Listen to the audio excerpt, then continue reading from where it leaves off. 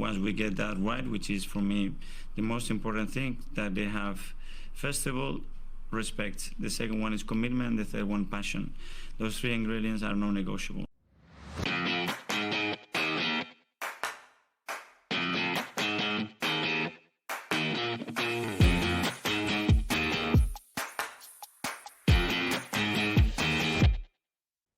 Hello and welcome into the Non-Negotiables podcast. I'm Gavin and I'm here tonight with Pascal. How you doing, Paz?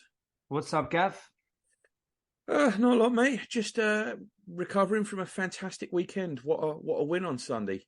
Juz can't be here with us today. He's actually in the Netherlands studying the effects of eating nothing but French fries and mayonnaise for a 6-week period on the fertility of Eurasian otters. So good luck with that, Juz, and we look forward to hearing your findings. What a weekend, Paz. Sunday, I think I was confident going into Sunday, and then the lineup come out, and all of a sudden I wasn't as confident. How were you? Yeah, I know you weren't. I actually kept quiet when I saw that. I didn't really react too much. I've learned my lesson, I think, over the last, especially this season. I've learned my lesson not to be too reactionary to starting lineups. Yes, I have my. I'm not a massive fan of Nketiah in the middle, but I understood it. So that was one. I know that wasn't your biggest qualm, but, I'd rather... Actually, hindsight's beautiful, but I probably would have rathered Havertz in that centre role where Nketiah was. But and also Jorginho, I think, was the big eyebrows raised because everyone was expecting Partey. But I didn't look at it and I wasn't that upset. I was happy I obviously saw Martinelli on the bench, which came as a surprise. So I knew he would be coming on at some point. I thought the important thing with that lineup was I think we were looking to keep it steady in the first half and not overdo things, not be naive, try and eliminate mistakes and trying to hold the ball as much as we can and be a little bit more defensively astute than we have been in previous City games. Yeah, I think my thing, obviously I don't ever like seeing Jorginho in a starting lineup.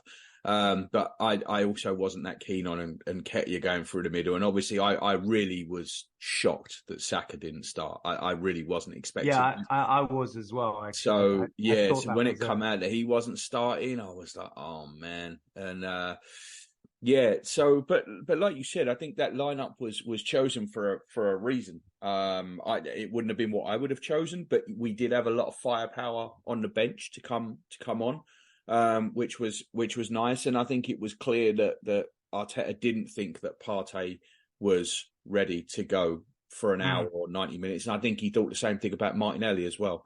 So they were both sat on the bench, but so I had a little bit of apprehension there, and then it got worse a couple of minutes in because we had a pretty bad start, really. I mean, let's be fair, we should have been one down inside, 3 minutes? Rice heading off the line and a little bit of ping pong on the edge of the box, and it came through to Ake, clear on goal, and he blazed over. And we were really, really lucky with that. I think that it was Ake there and not just about anyone else. Yeah, we were very lucky with that. That was a really good chance for them. I thought the worst when that ball came to him. I think it was that start that we generally do have with City, and I guess this is this complex that we have sometimes where we can be a little bit wasteful on the ball. We're making stupid mistakes. I think we started a little bit apprehensive. And we've done that with City many times before. So I'm glad that it was right at the beginning, then later on in the game, because I think the nerves started to settle after that. Yeah, I thought we got into the game pretty quickly after that, actually. After about 5 minutes, from about 5 minutes onwards, I thought we were a better team without being spectacular. But I thought we were a better team. I think the most worrying part for me of them early exchanges was David Raya. Because I thought he was really, really poor in that first half, really poor, and not from a goalkeeping perspective as such. There was one cross that he managed to get underneath and completely miss, and he flapped at, but it went all the way across, so no harm done there. But it was the giving the ball away. And he did it a few times. I mean, you had the one on 15 minutes, which everyone's going to remember, which is when he initially played a bad pass to Gabriel, and Gabriel had to really stretch for it. And then he pinged it out to Zinchenko, and we were on the back foot at that point because of the bad pass in the first place. And it ends up going back to him, and he tries to cut across, and he hammers the ball in to Alvarez, and it goes into the side netting, and we were lucky with that one as well. And we'd really started to get on top at that point. And then a few minutes later, he plays a really, really bad pass, trying to cut through a couple of players to Declan Rice, and puts Rice in trouble. And we got away with that one. At that point, I was really, really questioning what we were doing with Raya. I'll be blatantly honest, because I don't think he's been particularly great over the last few games. And I thought that first half from him was really bad. And Arteta's quote, Paz, this is what Arteta said afterwards. It's my fault. It's all my fault. They can boo me. I asked him to do that. Especially against this team, you start to do other things and get in big, big trouble. He was excellent. He dominated the box. He came for crosses. He got big ones. The crowd go like this and people start to kick balls everywhere. I said to him, make sure you don't do that. He didn't do that. And in the end, we got rewarded. I think he did do that. I think that first half, that's exactly what he did. A lot of people have said that's a thinly veiled shot at Ramsdale. They're starting to kick it everywhere when it gets under pressure, and I can see that. But I thought that's exactly what Raya did in that first half. Yeah, I think when he was absolutely left with no option, he did. But the intent was to try and find that option on the ground.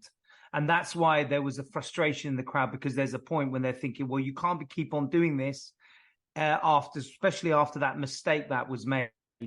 You need to just kick it out there and then. But I think he was actually trying to find that opening, and it would be at the very last minute where there's just nothing available to him that he would launch it.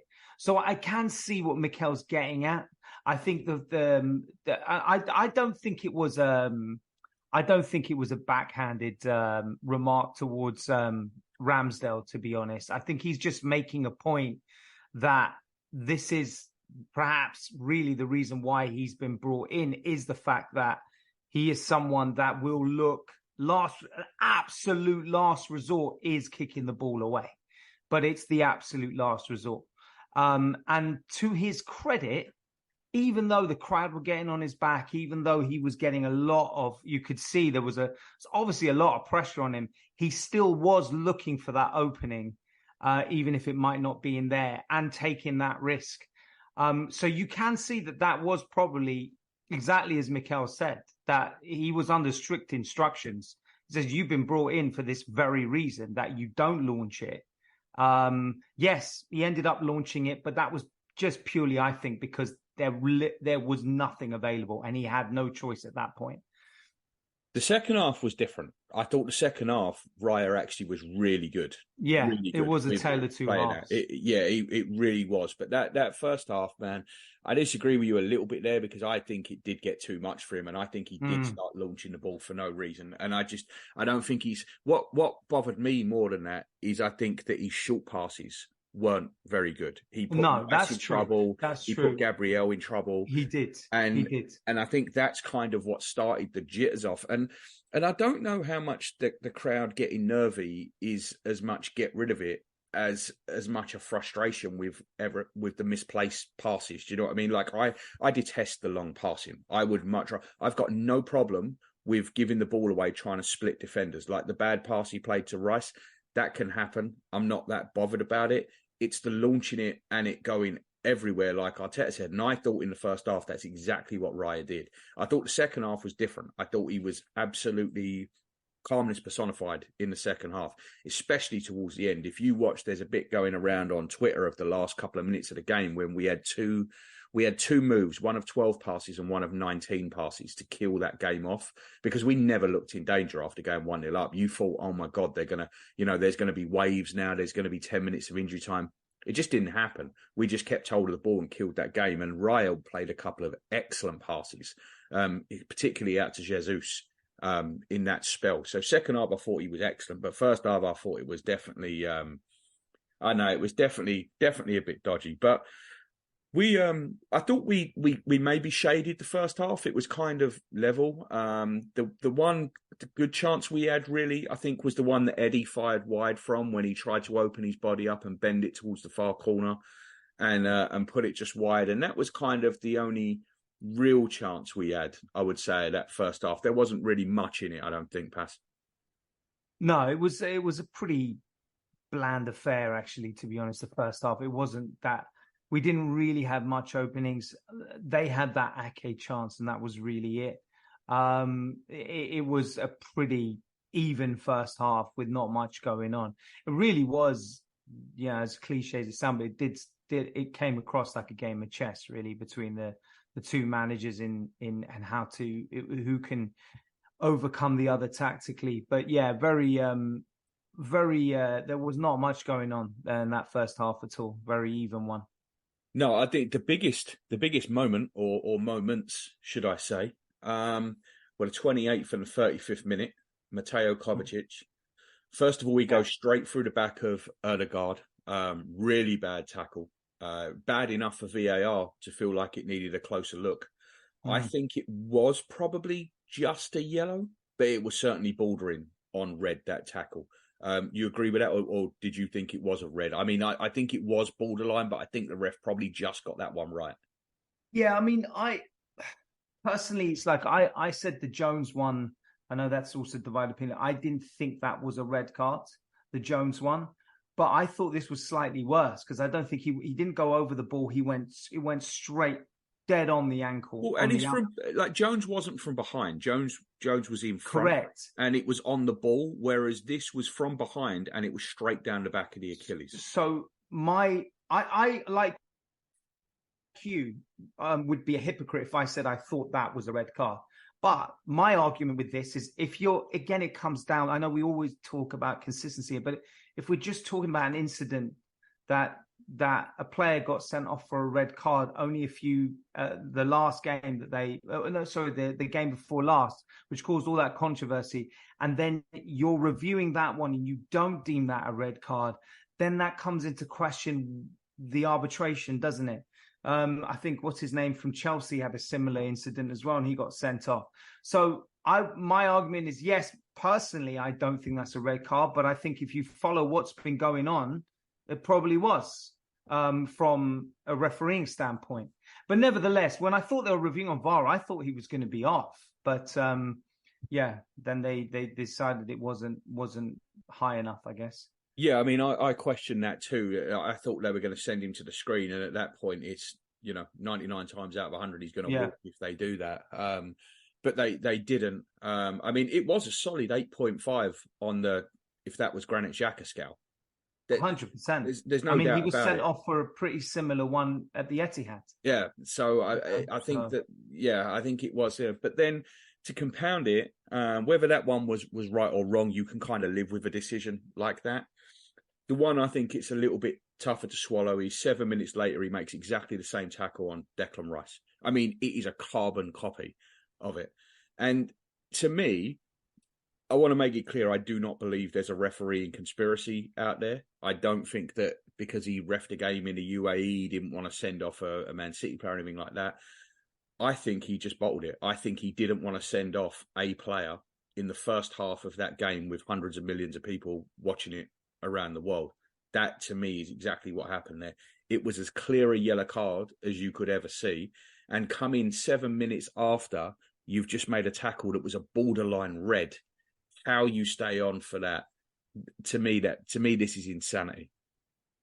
Yes, it was criminal, really. I mean, he didn't have any problem sending Martinelli off for 2 yellow cards within literally the same sequence of play. The same sequence of play against Wolves. He had no problem with that, did he? So I yes, I see what I know the argument that he bottled it but you're an experienced referee. You're purportedly one of the best in the country. It's not saying a lot, but that's what they credit him for. So for him to have seen that, right, he got a very good view of it. It wasn't as if the wall, was pulled over his eyes. It was a very good view of that. We saw a good view of it. We didn't need a replay to determine that was a bad challenge. For him to turn away is incredible. I think you mentioned it as well. He didn't even have a word with him. No, and he's just on a waved yellow. everybody off. Just waved everybody off and said restart the game. That was Now, all he did. I agree. I don't think there's a conspiracy, but the optics don't look good, does it? If you No, were in the no, it UAE doesn't. refereeing, and then you see right in front of you. I mean, I know they're slightly hyperbolic. There's a lot of hyperbole with the way that they broadcast, and I know it's a lot about getting views. But even a Man United fan in Mark Goldbridge did a live watch along for that, and he was as if he was an Arsenal fan. The way that was just so criminal. It was so ridiculous that after all that's gone on, a week later, you're talking about someone missing a glaring yellow card. It's actually pretty appalling. And I'm glad they're still talking about it, because it's not acceptable. It's not acceptable at all. It's just poor officiating. And he's apparently one of the best ones. Yeah, I agree with you. And there was some talk about, VAR can't review it. VAR didn't need to review that. There was no need for VAR to review that. No. The ref saw it. He made a decision not to give a yellow card. It's looking at that on a screen weren't going to change his mind. He saw the tackle come in from behind late and take him out. 5 minutes after, he saw the first one on Odegaard. He saw it. VAR wasn't going to show him any angle that he needed, that he didn't see. He knew exactly what happened, and he let it go. So I don't think VAR has got anything to do with this at all. Just being able to show, we should be able to look at bookings. Look, let's have less VAR, not more of it. Let's just have less refereeing like this. Yeah, I agree. Because if they could review second yellow cards, all they would be doing is just putting pressure on him to banish. The thing is, Pas, is that they say VAR isn't there to re-ref the game, right? And that is what you would be doing in this situation, because the referee has seen that. He has seen that clearly. Correct. And his decision is, I am not going to book him. So what you are asking VAR to do is to re-ref the game, because you're asking VAR to correctly say to the ref, you got that wrong, now book him. But that is supposed to be the exact opposite. Yeah, I'm 100% agreement with that. I think you have to just put that down to poor refereeing. Everything about that was terribly poor. And I don't know. I haven't seen an explanation for this. I don't know if they've come out and said anything about it. I guess because there's not as much outrage as there would have been. Do you know what? We won. And I think that is going to allow them. But I think that takes away sometimes. Listen, I don't want to take away the victory, but I think the highlighting of referees' deficiencies and how poor they can be needs to be brought to light, regardless of win or lose or draw. But yeah, we won't want to emphasize it because it might take away the actual victory itself. But I think they should be held accountable and they should explain decisions like that. But this is the time for us to do it, right? Like, because Correct. you don't want to complain about these yellow cards and stuff after you lose, because otherwise you look a moron like Jurgen Klopp replaying the game and stuff. Don't be stupid. That's not what this is about. But because we've won, we can now come out and say, look, we won anyway, but. Exactly. That's why I'm not against it being raised when we do win games, because the sour grapes can't be put upon us. And also we can say, okay, besides the ridiculous refereeing, we did win the game. However, it can't be. I don't think they should escape scrutiny for such obvious decisions like that. No, I 100% agree with you. 100%. It was just an awful decision. Anyway, so we get to half time, and I think we all knew adjustments were coming, right? Because that's what was going to happen, and we were worried about Pep, because we said that Pep often does these in-game changes that we don't deal with very well, and it turned out it was actually Mikel that did it, and he was a little bit. His hand was forced because Trossard had to go off, but he brought on Martinelli. Martinelli said he was good to go for 45 minutes. And I think that changed the game a little bit, because Martinelli then did our usual. We've been very narrow in that first half because Jesus and Trossard both wanted to come inside all the time. And we usually have our wide players with chalk on their boots. But Man City basically showed us massive respect by matching up the same way, right? Because there was Foden and Alvarez and they were playing very narrow. So there really wasn't much width on that pitch. There wasn't a lot of space. And I think Martinelli coming on really opened that up for us, and it gave us the upper hand. And I think you have to credit Arteta for that, because he could have made a different move. He could have brought someone else on and maybe changed rather than changing the shape. But he was happy to change the shape, and he was happy to go for it. Absolutely. And I was really happy to see Martinelli, I tell you, because I know a lot of the praises and accolades goes to Saka, but I think sometimes we can miss how important Martinelli is in this team, because one thing he offers, like Saka, but actually maybe a little less so, I would say Saka a little less so, is Martinelli is very direct. He doesn't always cut inside. He likes to attack the line. He likes to go in. And I think that's what we've been missing for a while. And I think it was having such a positive impact for it, probably prompted Pep to make the swap, the change for Doku, because they didn't have that alternative themselves. They didn't have on the field at that time. They didn't have someone who was direct like Martinelli. So he was their equivalent for it. But I thought he was superb, and it was so good to see him back. Really was.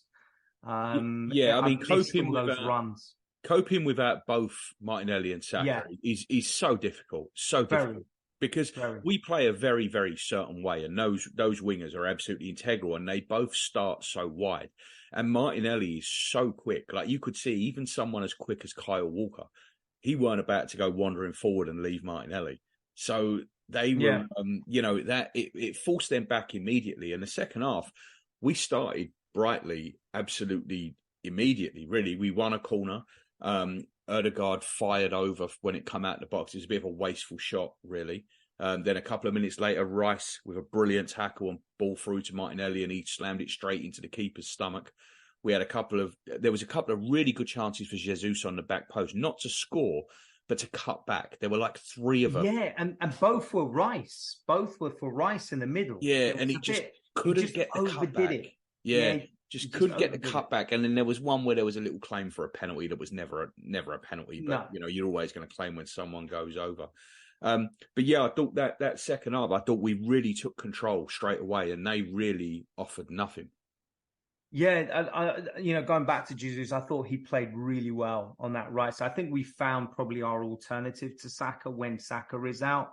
As much as we prefer him in the middle, I think you can see Jesus. The problem with that, though, Paz, is that I don't think we've got an alternative to Jesus. Do you know what I mean? Like, I get that. I get that Jesus probably is the best player to go out there, but then you're moving him out of the middle. And then is the drop off from Saka to Trossard or Saka to Nelson bigger than the drop off from Jesus to Nketiah? I'm not sure it is.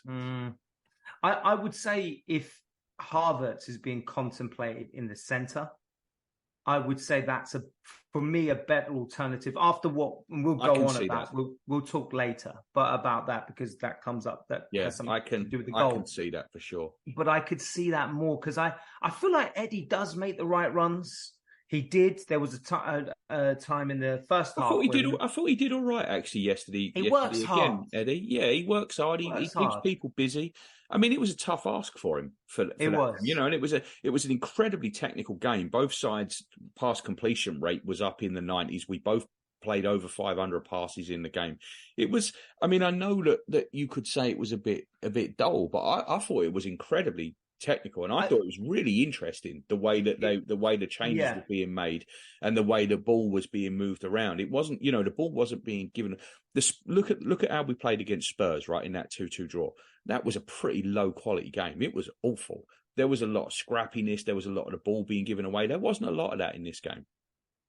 Yeah, and I feel it was just lacking in chances. That's what it was. As opposed to the Spurs game, where there were more chances, there were goals, obviously more goals, but the quality, like you said, the standard play, the missed passes, the mistakes, they were more prevalent. There was less of that in that Man City game. And I think what I was really impressed with is that there's been a bit of criticism towards Ødegaard. I thought he worked so hard, man.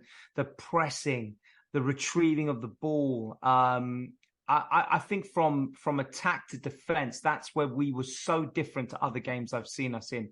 We were switched on completely. Barring that first 5 minutes, I thought, especially in the second half, we were the better team. We played the better football. We were more switched on as a team as well. And incredibly, statistically, this was the most even we've been with Man City, I think, I've seen since Pep has been there, because they only, I think they probably, there was 51%, I think they had, and we had 49% possession, which is, yes, we're at home, but it's Man City. We know that they're going to have... We also outshot them 12-4. This is it. We outshot them. So I feel that was where as well, which was interesting to see how far more even the statistics were. Yeah, this wasn't a smash really and grab. This wasn't a smash and grab at all. No. And I again, you hear all the noise. It was a deflected goal and blah, blah, blah, the usual. And we'll talk about this later as well, but I'm sick and tired of hearing this excuse about Rodri and De Bruyne, as if they haven't got any reinforcements besides that. It's the most ridiculous thing. We had no Saka. We've got no Timber. Partey and Martinelli weren't deemed fit to start. But it's like ignored that they spent big money on Núñez. They spent big money on Calvin Phillips. They had Grealish on the bench. They had Foden in there. They had probably the best striker in the world up top and a World Cup winner alongside him. They had Bernardo Silva in there. Don't give me all this fucking nonsense. It's incredible the amount of bullshit you hear at the end of it. And then you look at that squad and you think, okay, they got 2 players out, but we've got our most productive player out, like you said. The second most productive came on in the second half. We had Partey out, who came second half. So absolute nonsense. I was really, really proud of our performance. And I think we said they needed to win it. They came into that game. Yes, I thought we were going to be 0-0, but to actually play toe-to-toe with City for the first time in years, and for me, outperform them, I think is shows you how far we are coming as a team, and Rice was fundamental to that. Yeah, and the one comedy moment I want to bring up was just before the hour when a ball gets played through and Haaland thinks he's going to body Saliba, and he goes shoulder to shoulder with him, and Saliba sends him about 15 foot. And there's no question of a foul. If anything, the foul was Haaland. It was Haaland that went looking for the contact, not Saliba. Yeah. But I mean, he sent him about 15 feet along the ground, and it's crazy though. It summed up the game, I thought. Yeah, but how deceivingly strong he is, Saliba. He's tall. He's a big guy. Yeah, he's a big guy, but he's not wide, is he? Like Haaland is fucking mutant. But he's obviously like Jesus in a lot of ways. Jesus is obviously smaller, but there's this deceiving body frame that he has, that he's strong and quick, and that was amazing. Wasn't that the first half though? No, it was the second. It was the right, second. Yeah, it was just before the hour, I think. Oh right, okay, yeah. Well, that was brilliant. That was just absolutely brilliant. But him and Gabriel were fantastic. That clearance that Gabriel did, that people seem to miss as well. Yeah, it was sensational. Yeah, it was phenomenal play from them. And then, we had the subs on 75 to add to the Martinelli one at half time. Havertz, Partey and Tommy on for Zin, Jorginho and Eddie. And again, I thought Arteta got the timing and everything absolutely spot on. He didn't go for it too early. He didn't open us up too much. But the changes were exactly what was needed. And to your point about we deserved it, we were the team trying to win it. It was our left back that was up in the opposition box with 2 minutes to go or 4 minutes to go, which is where that goal comes from. And it's all 4 subs, right? It's Partey in midfield with a lovely ball over. It's Tommy, who's all the way up from centre back, up there in what I guess we would call the Granit Xhaka position from last year, where he comes late into the box. He knocks it down. Havertz does really well to get the ball under control, knock it back for Martinelli. Martinelli's shot off the face of Ake. I mean, I don't know where it was going had Ake's face not been there. It may have been going to the top corner. I don't know. I don't know where it was going. It was a bit of luck that it went in off Ake's face, but I thought it was luck that we deserved. Do you know what I mean? Like you don't win the lottery if you don't buy a ticket, right? Yeah, no, absolutely. And I think we saw for the first time 4 substitutions that Mikel Arteta made that were penetrative for us in getting the goal. There's been subs that we've commended him on because he's resting a player or, he's making the right decision because we've got the following game. But this one, I can't remember another one this season where all the subs contributed. I don't think I remember a game, let alone this season, but all 4 subs contributed to that goal. And like you said, the timing was perfect. Partey I felt you could see why there is that argument for him and Rice in the midfield, because there was an element of real control and quick-minded thought when it came to passing. I think there was definitely a difference. Although Jorginho played well, I thought Partey added that more penetrative difference. And we saw that from an attacking entity as well with that ball. And then Tommy's run was brilliant. Havertz, Alan Smith, brilliant little control and then knock off. And the ball was there to be hit. And what is one thing that we've always said that we would want us to do more instead of walking it in, hit it sometimes. And that's exactly what he did. So, it was brilliant. It was, and after that as well, I think we'll probably touch on that. But after that, I feel has as much credit as well as I think you mentioned that earlier, but that has a lot of credit in how we managed it after that, because that's been one of our biggest downfalls as well. Yeah, I mean, you go one up and you kind of expect panic stations, right? Yeah. Like you're expecting we're going to now drop into the edge of our own box. And it just didn't happen. I mean, Ødegaard did drop noticeably deeper just to get on the ball, but there was no point where we looked like we were going to be in any sort of trouble. He was just controlling the ball, moving it from side to side. Everyone is comfortable on the ball. And it was a bit of a risk taking off Zinchenko, because I thought Zinchenko had a really good game. And I know that he said part of it was as a response to Doku coming on, because all of a sudden they had an out-and-out winger.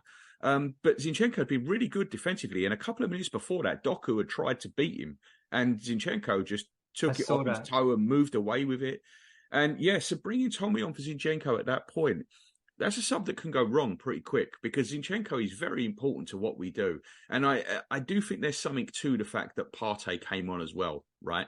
Because I think if you take Zinchenko off and you don't bring Partey on there, I think that can cause you a little bit of a problem, because Jorginho then gets isolated in that spot. Whereas Partey, you're not so worried about him being isolated in front of the back line, because he's obviously a lot better at getting out of those positions than Jorginho is. Well, the funny thing is that I believe, you correct me if I'm wrong, they swapped Doku when Tommy came on, right? Yeah, they switched him a couple of times, actually. But I guess that was a reaction to Tommy as well, because they know Tommy is a very good man-on-man defender. But what's interesting is that switch is what allowed Tommy to make that run. Yeah, because he's not looking at what's behind him. Absolutely. And I think that's also plays into why that, some of the things that worked in our favor there. But I thought Tommy did really well when he came in. And you're right, it can backfire. But we've shown now that we do have an adequate replacement for Zinchenko when needed, because he's so disciplined. He's a hard-working defender, and he defends. And as we saw there, he can attack as well.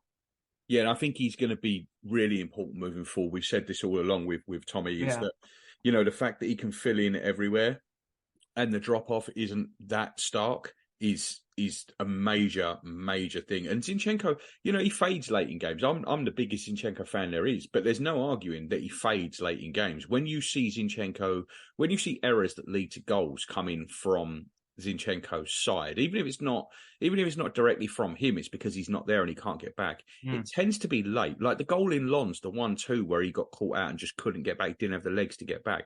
That was in the 78th minute, I think. The goal at Anfield when he got beat out wide. Zinchenko is an excellent one-on-one defender, really, really good one-on-one defender.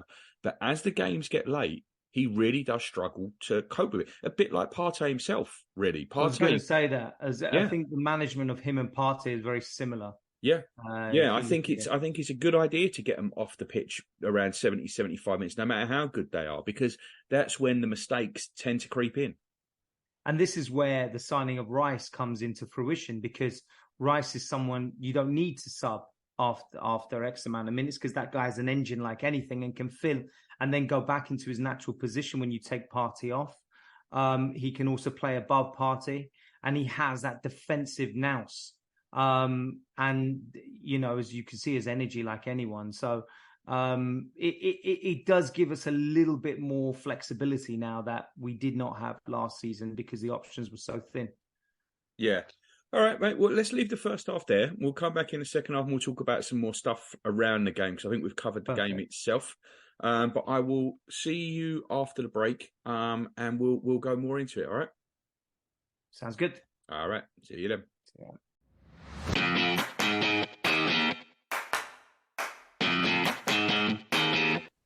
Hey guys, just a couple of quick halftime messages for you.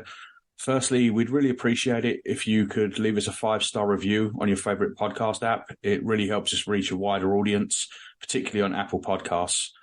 Secondly, we're on all the social media platforms as the NN Pod.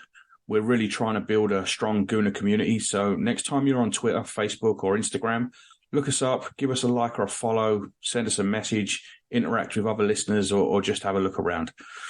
Thanks for listening from myself, Paz and Juz. We really appreciate it.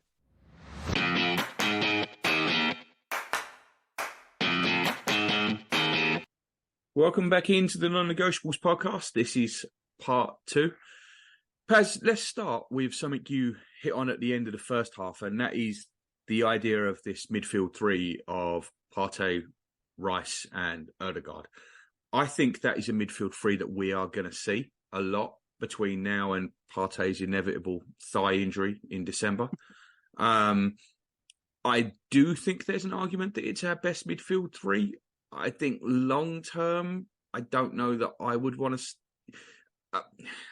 I think long term there has to be another solution, and if Arteta thinks the solution is the Kai Havertz thing, then I don't think he should go away from it that quickly. But I do understand that we need to win games now, and I do think that that currently is our best midfield three. Yeah, I would agree. I don't think we found that player to fill Xhaka's role yet. So because we have not, and it doesn't seem to work with Havertz so far, I would say Partey and Rice in that midfield is probably, with Ødegaard, is the best ones that we have. Now, I think it can be changed depending on the opponent, but I was an advocate for having Partey, and obviously he put Jorginho instead, but he came on in the second half. But for Man City to have a midfield like that, a bit more robust, defensive cover, I guess it can be different, though, against certain teams that we play that would be perceived as inferior. We might expand it a little bit and not have to have two defensive midfielders in that position and maybe push, a Vieira, or not, I doubt it will ever happen, Smith Rowe or Havertz. But yeah, that seems for me the best midfield that we have, trio, to play on a constant basis until we can resolve that number 8 issue, and who a decent enough replacement for Xhaka there. Yeah, we definitely haven't found a way to get that working yet. I mean, the numbers bear that out. Defensively, we are far better than we were at any point last season, even at the start when we were going gangbusters. We are better defensively now than we were then. We're giving up less chances. We're giving up less big chances. Us and Man City are the joint least conceded in the league. I think was it 6? I think we've both conceded 6. So that's definitely saying. But going forward, we definitely haven't clicked yet. And I think, there's a lot of reasons for that. We haven't had Gabriel Jesus playing through the middle that often. We've missed Martinelli. Martinelli was out for the best part of a month before he came back in the second half on Sunday. Now Saka's out. So there's been, and Saka has been carrying a knock. That's been made pretty clear that they've been nursing him through for a while now. So I think there's reasons for it, but part of it is just that midfield just hasn't really found the solution to not having Granit Xhaka yet. That's the issue, and I think if you're thinking of with the current team that we have, you've got the creativity of Ødegaard, you have the engine of Rice, whose best position absolutely is in front of the back four, but he can definitely play the box-to-box midfielder well enough. He is more than willing to break forward. We saw that in the game, recovery tackles. he was still performing defensively extremely well as bringing that ball forward. So that he can do. And Partey, we know, can play, is his best position is in front of the back four. So you have the control of the ball and possession, I think, a lot more compact and effective than you would if you had perhaps Havertz there or Vieira there. However, there might be occasions when we want to push it out a little bit. We want to attack more.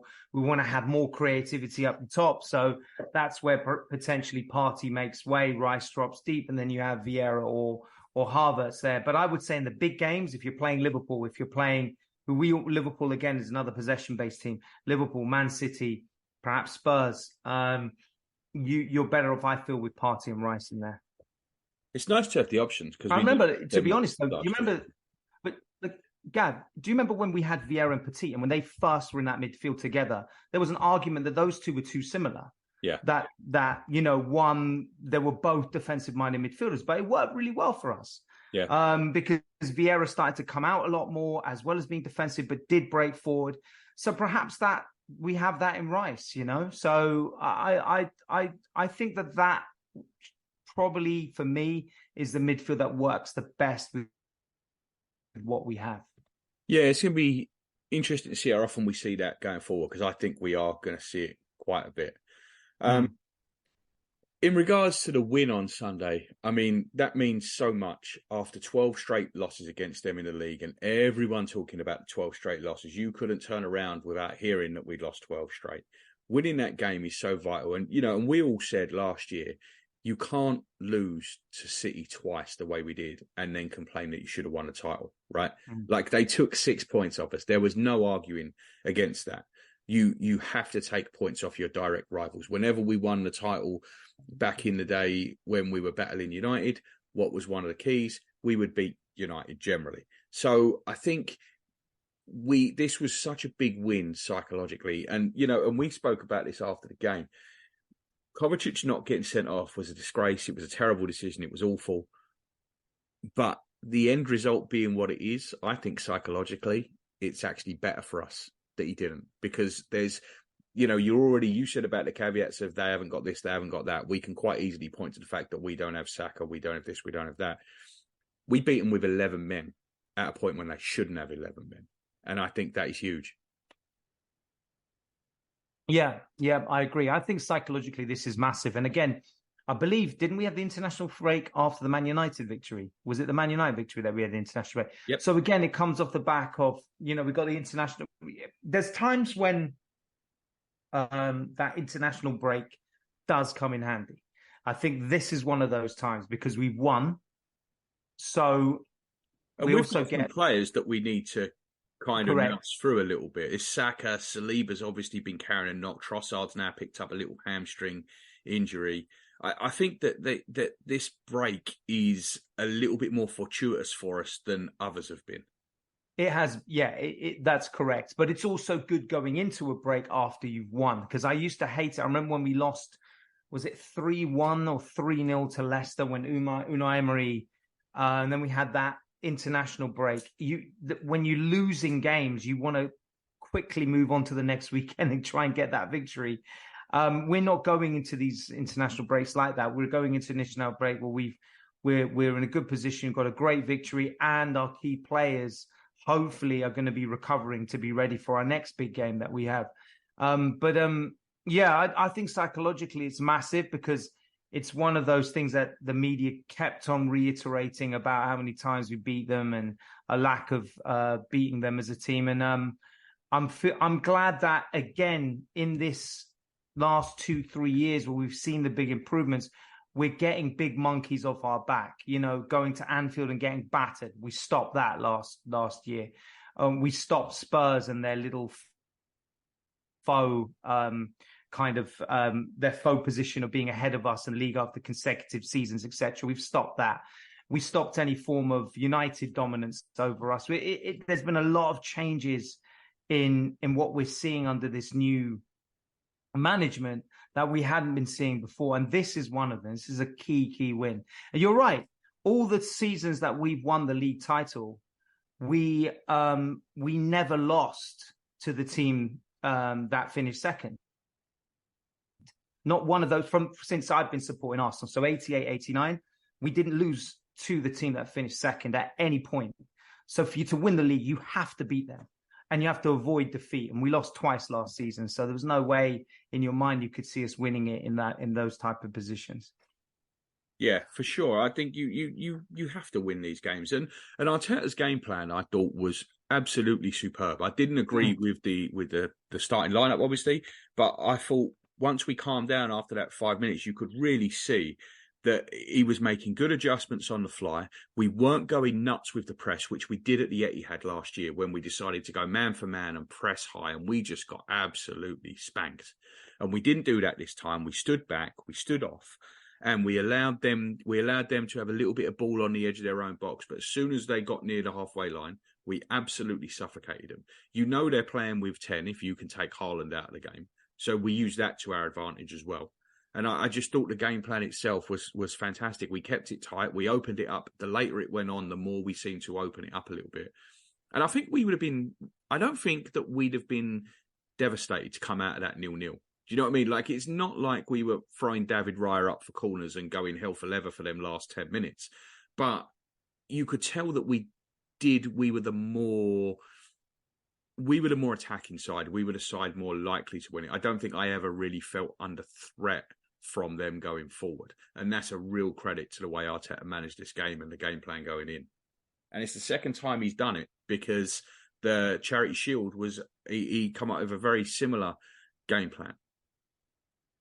Yeah, similar goal too. Deflection in the back of there. But I feel he seems to have sussed City out, which is, I mean, I don't want to get too excited because we'll have an away game at the Etihad and everything, but he seems to have sussed them out, the way they play, the way they set up, and he seems to have added that little bit more of composure on our end to combat their various attacking moves. But I was really impressed with him. I think we managed it perfectly. Yeah, we've gone to the Etihad and had far more entertaining games, or had far more entertaining games at the Emirates, but that's usually at the expense of us losing. I think this time he's gone in to forget how it might look from an entertainment value. It's all about containing them. And I think we contained them really well. And also to inflict their second defeat in a row, which has not happened for 5 years or so, is also symbolic, I think, because it shows you and it shows other teams they're very much beatable. They're very beatable. As long as you can go in there and do your research on them, they are there for the taking.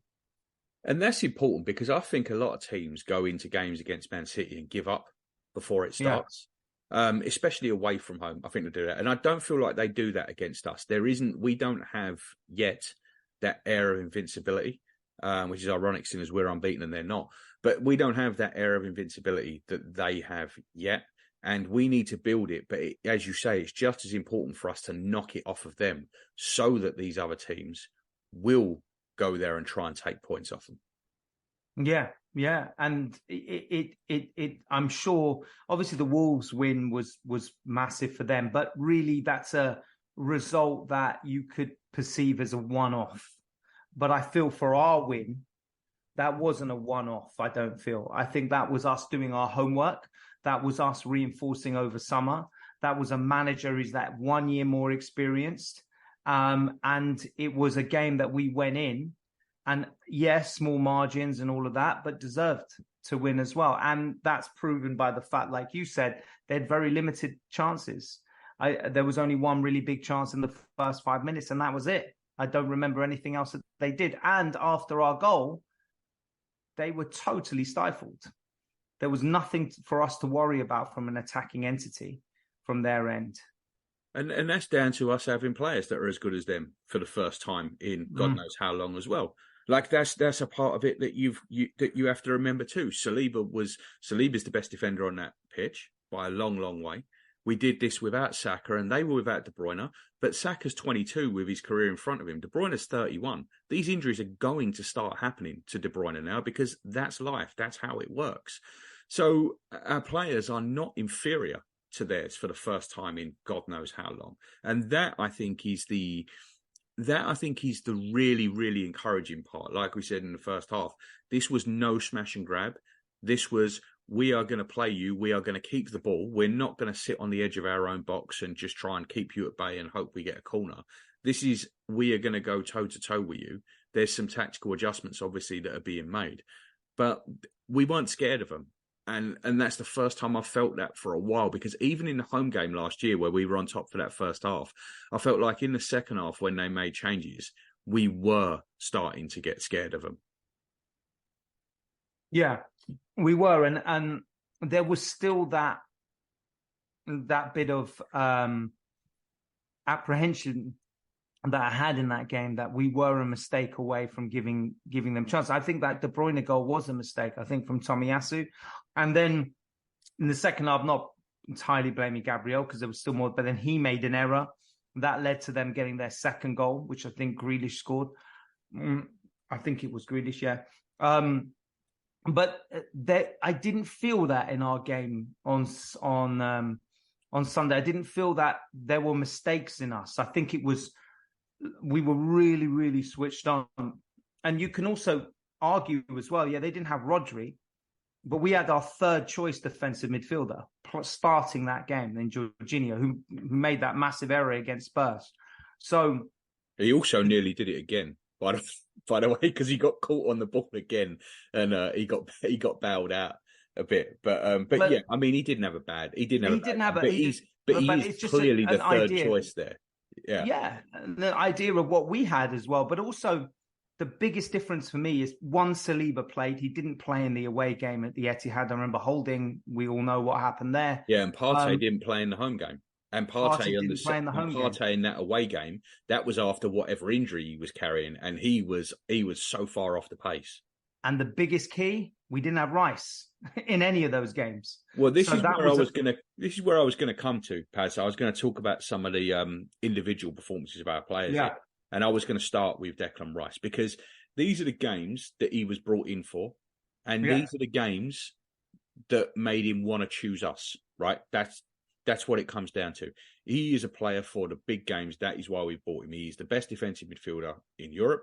He's the best at ball recovery. He's the best at tackles. We played him a little bit further forward because he's got that side to his game as well. I think he's adding bits to his game every single week now. And I thought he was an absolute colossus yesterday. I really do.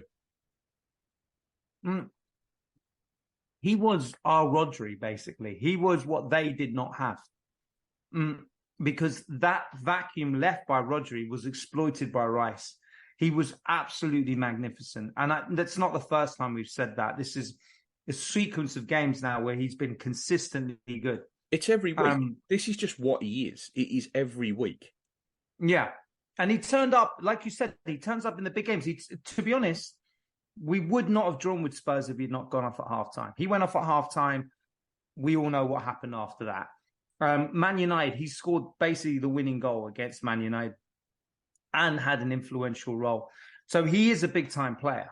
And that's why you pay 100 million for him. That's why he's in the squad. Not that that's even talked about anymore, but if you want a justification for 100 million, that is it. I just thought it was magnificent. I thought, even, like I said, he will venture forward. He will assist the attack, but he will also do a magnificent job in retention. I know doing the rounds was that fantastic recovery that he did tackle. I don't know who it was on. Was it Bernardo Silva or someone? That's when he created the chance for Martinelli. It was that tackle that led to the through ball for Martinelli that he fired in at Ederson. Correct. Yeah, exactly. So it's a common theme where his recovery and then bringing it forward is going to be part of our game. And I think he's been something that's fundamental to our midfield and was the difference last season when we played City, because we didn't have him. Well, Arteta knew it, right? Like, that's why Arteta chased him so hard. Arteta absolutely knew it. And you can tell how quickly he's settled and how good he's been, because there is no one screaming about 105 million, because that is, I mean, it's a bargain. I saw someone say that we need to call a cab and send 20 million more over to West Ham because we didn't pay enough. And I don't even know if another 20 would cut it, to be honest with you. I said to you guys before we signed him that I didn't think there was an amount that was too much to pay for Declan Rice because of this. And we've got this for the next 8 years, touch wood. And I just think it's phenomenal the way he's played. And I thought he was great again yesterday. Yeah, he was. And it shows actually that at the time it was frowned upon that amount.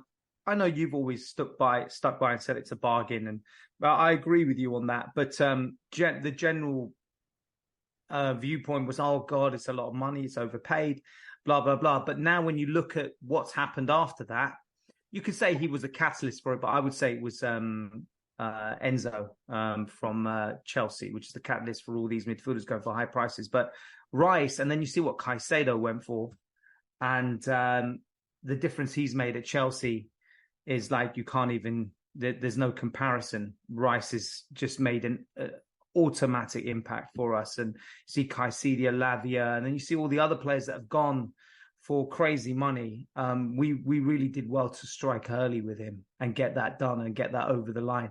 And City were in for him as well. Let's not avoid that fact. Can you imagine if he'd have gone there? I mean, that would just be. We would have been. He would have played then against us in the last game.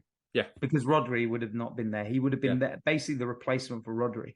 Yeah, that's what he would have been. But thank God the guy's got sense and realize that he can be so pivotal to our team and be a hero and be part of something special that he came to us, because we're very lucky to have him. Yeah, agreed. Jesus, we touched on it a bit in part one. I thought Jesus was absolutely sensational yesterday. I think he might have been the man of the match for me. Challenge for every long ball. He fought constantly. There were a couple of times when, it's the old Jesus thing, isn't it? Sometimes the end product just isn't quite there. And a couple of them cutbacks where he couldn't quite find his way back. It's a shame that he couldn't find anyone there, because it was a performance that I thought deserved more than what it got, and against his old team as well. I thought he was great, and I thought Zinchenko was great as well, all over the pitch. And I think them two, the signings, them two last summer, they're two more that are absolute bargains for what we paid. We've made a lot of good signings since Arteta took over, and there is an argument that Zinchenko might be the best of the lot, but you could argue with that about 10 different players. Yeah. Jesus was magnificent, and he has been since he's come back in the team. I don't think I've seen him really underperform in any games. He scored the goal against Lens. I think he's been very. I think he was unlucky. He missed that chance against Spurs, but I think his all-round play has been something that we really missed. He's such a. It doesn't matter if we're playing Bournemouth or playing Man City. His work ethic is always top notch, and his press and everything about him. I'm just really pleased he's back in our team, because we really, really missed him, and I'm hoping that we're going to see him more in the centre, because that's where I like him when he plays there. But very, very impressive. Zinchenko too. I think Odegaard didn't have the most productive offensive performances, but I thought his work rate, his defensive nous was excellent as well. And he's used to the ball as well, Odegaard. Like the way he just moves out of trouble and lays the ball off, and he calms everything down. Keeps it going. I thought Ben White was brilliant. Again, he's really one of those players that, we don't notice as much, but I think has been sensational for us. That little nutmeg he did on Doku, he's been phenomenal against on that right hand side. And I feel also when Saka is there, when Ben White was unavailable, that we really missed that more than we thought we did, because when he obviously having Partey there does not bring the same dynamic, but also his runs, his overlaps are becoming more and more impressive, I think. And he hates Phil Foden, and I hate Phil Foden. So yeah, what was that about? Was that linked to something from? Oh no, that wasn't the last game. That was actually a game at the Etihad. Yeah, the game at the Etihad was when they got into it at the final whistle.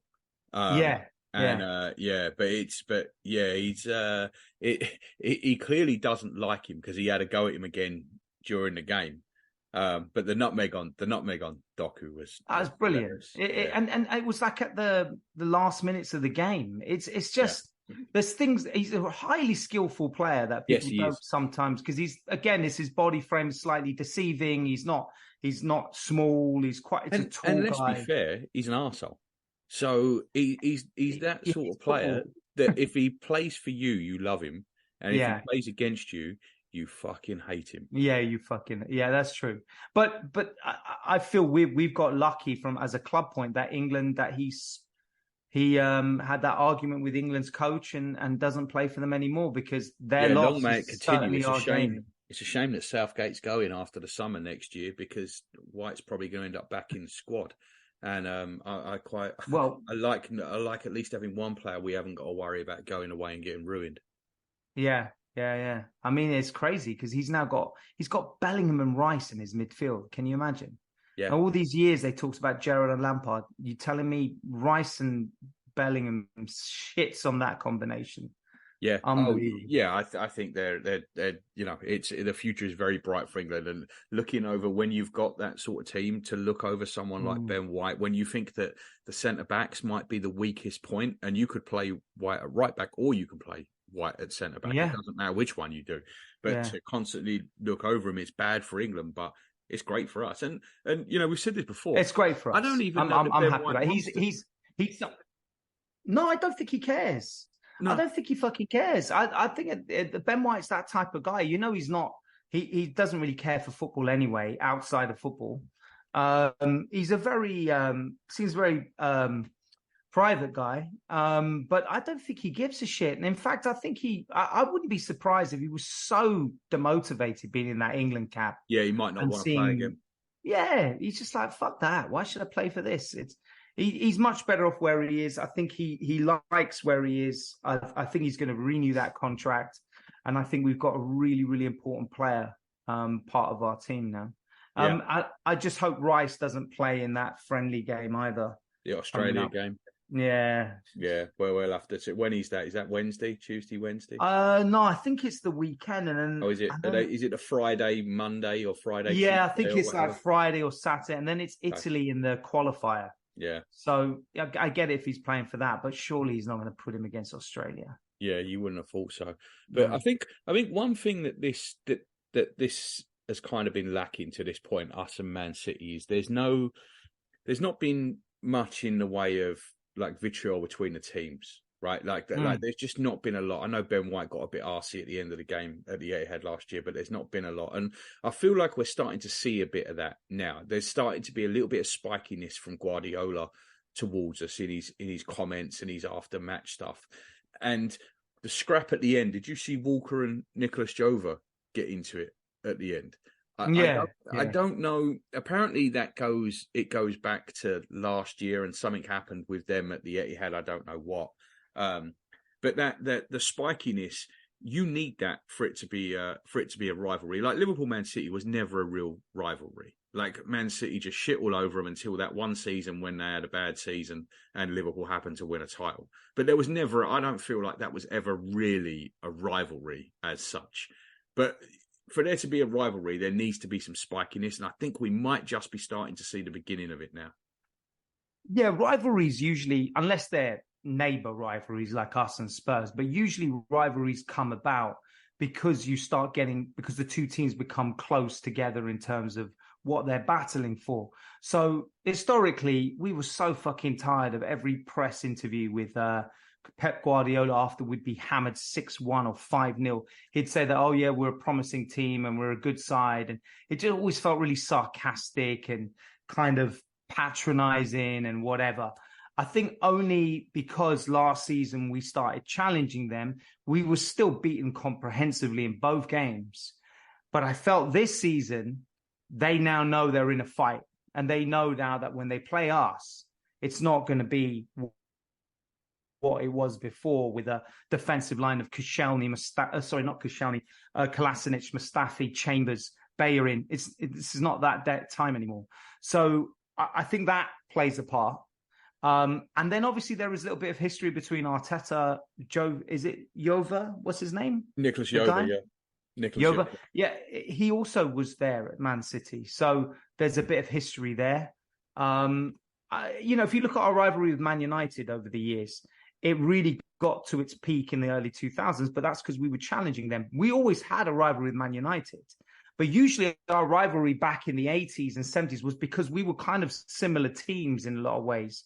We weren't really challenging for the league.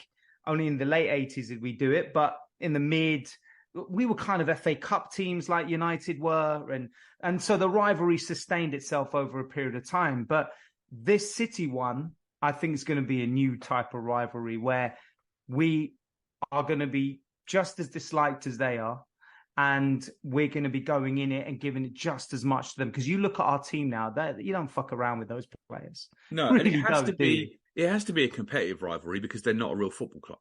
No, so that's the hard part. Like, with I don't blame charges as well. Yeah, so I don't blame the Liverpool and their rivalry not really feeling like a rivalry, because it's hard to have a rivalry with a club that aren't really a real football club. It is a difficult rivalry, and I don't mean that in a facetious way. I'm being honest. Like, when you think of Manchester City, I think of David White and Uwe Rosler. Do you know what I mean? Like, they're not Sean Gota. Yeah, they're not a serious club. But now when I think of them, I kind of think that Man City doesn't really exist anymore. This is now Abu Dhabi. So it's very difficult to have a rivalry based on any kind of history. So it has to be based on this. And I think the only way it does is if this extends over a 5-year period, and then you can maybe do it. Because like I said, with Liverpool and them, people want to pretend there was a rivalry there, but there really wasn't, because City won 5 out of 6 league titles. And the only time Liverpool won it was the year when Man City dropped off and managed to get points in the low 80s. Yeah, look, I can, without seeing viewing figures, and I'm talking international as well as in the UK, I can bet you when Arsenal play Man United, when Arsenal play Liverpool, when Liverpool play Man United, those will get the biggest attendance. When Arsenal play Liverpool, those 3 teams, when they play each other, that gets a far bigger attendance than when Man City is in the frame, because of the historical rivalry that's there. That's real rivalry, right? Man City is a fabricated one over the years because of what they've done. But historically, they're nowhere in the vicinity of those 3 teams. They got their European title. I guess you want to talk about Europe, that's maybe a different discussion. But in terms of domestically, those are the 3 big teams. So whenever they play each other, it's steeped in history. There's claims that we can come up with as 2 of us of Arsenal Man United games that we remember, Arsenal Liverpool games that we remember, even Man United Liverpool games that we will remember. But City games, it's a very recent history. Well, it's a new rivalry that we have, but I will never put that in the same category as those 2 teams in terms of rivalry with other teams in the Premier League. No way. Even Spurs. I'd put Spurs in there as well.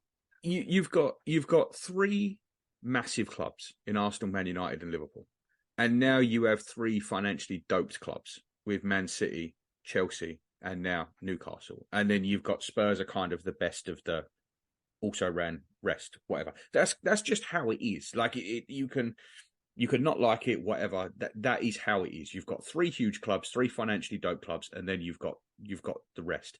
So there's always going to be a difference. So the rivalry that has to develop between us and Man City, it can't be the same rivalry that we have with Liverpool. It can't be the same rivalry we have with Man United. And it can't be the same rivalry we have with Tottenham, because that's one born out of, location. That is just a local rivalry. That isn't anything else. I mean, they've won 2 league titles in their entire history. It's not that kind of rivalry. It's a local rivalry. Man City, we can never have any of those sort of rivalries with, because they are not a big club and they are not a local club for us. So it really is just about going for trophies. And I think you want a little bit of spice as well with that. That's kind of just where I was going, but you just want a little bit of spice with it as well, and not to be constantly patted on the head and said, "But there, you did well." Exactly. But we have now players that can give that spice. If you think about it, if you think about when we beat them 2-0 away and Cazorla had that phenomenal game, but you just look at our team, it's Coquelin, Theo Walcott, we're not talking about the hardest players on the planet, right? You look at our team now, they can all hold their own. Rice holds their own. Partey, I'm sure, can. Saliba, you can see. Gabriel, Ben White definitely can. Zinchenko can put his bit in. Jesus. Jesus. They can all get stuck in. So I feel that adds to it as well, because you're not being bullied anymore. You're not being bullied off the park. You're not looking like idiots when you come off it. We're not getting battered 5-0 anymore.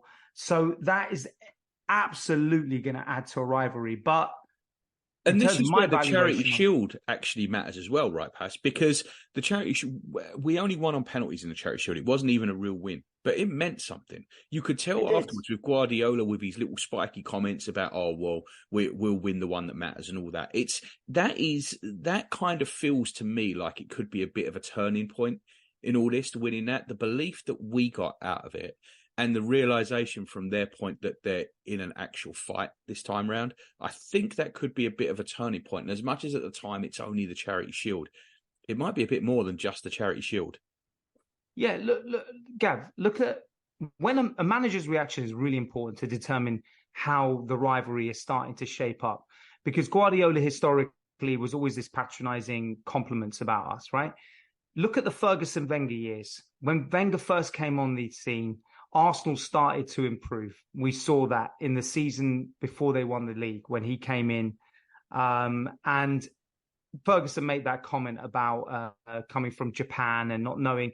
You could see it was rattling Ferguson, that you could see Arsenal was now going through a different change. They were now competing. So therefore, funnily enough, all through those years when we were challenging United, it was really spiky, mind games, everything. Funny thing after that, though, was when we started to falter out as a competitive team for the championship. Ferguson was all complimentary about Wenger. He's the best guy. We go for a drink. We have wine. I don't want them saying that. I don't want them being mates. When they're being mates, that to me suggests they don't see them as a threat. We want Pep to say those things. I like that he says those things. I like that he's bitter. That's what we want to see. We don't want compliments. So I feel that's when you know you're heading into a different era with your club, just by what the managers are saying. Yeah, I agree with that 100%. And I think it's been evident over the last few months, the change in that, and hopefully we can keep this up. I mean, we've got some big games when we come back after the international break. We've obviously got I think we start away at Chelsea. There's that mid-table team. The mid-table team, yeah, we've got them away, and then we've got I think Sevilla's in the week after that, and Sevilla away. They just Ham changed their manager. Surprise! They got rid of their manager. Yeah, Diego, someone or other they brought in. I see that earlier. But yeah, so we need to get back, and we need to get right back to it when it comes out. As much as I said, this it's not the worst timing for an international break for us. Man, I really wish we didn't have it because I want to watch a game. Yeah, me too. And it's funny because now going to Stamford Bridge doesn't seem that daunting anymore. I remember going there in the Mourinho years, and even after that, it's like, oh, fuck, man. Now we go there, it doesn't feel anything like for us to worry about. The pressure now is just to put them away, right? Like that's it. There's no thought in anyone's head of get there and take a draw. No. We got to get there and put them away. So we need to come back out this break firing. Hopefully Saka will be ready to go when we come out. Hopefully the Saliba injury, which I believe isn't serious. I think it's something that he's just nursing through. Hopefully we can start to get that cleared up a little bit. The Trossard hamstring Martinelli will be Martinelli will be fresh. And Trossard hamstring injuries are always scary because they have a tendency to reoccur. Which is what you worry about with Martinelli, especially the way he's, just the way his game is.